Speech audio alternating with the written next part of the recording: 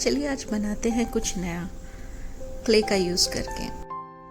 तो आज हम क्ले का यूज़ करके मोबाइल होल्डर बनाएंगे, जिसे आप किचन में, डेस्क पे, अपने स्टडी टेबल पे यूज़ कर सकते हैं। मोबाइल होल्डर बनाने के लिए मैंने एयर ड्राई क्ले का यूज़ किया हुआ है।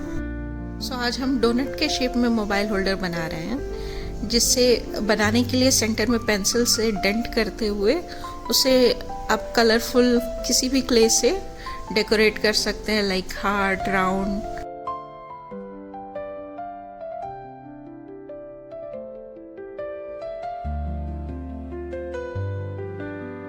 बहुत ही कम समय में ये मोबाइल होल्डर बन जाता है। अब मिलते हैं अगले वीडियो में कुछ नए आइडियाज़ के साथ। तब तक अपना ध्यान रखें। Good bye.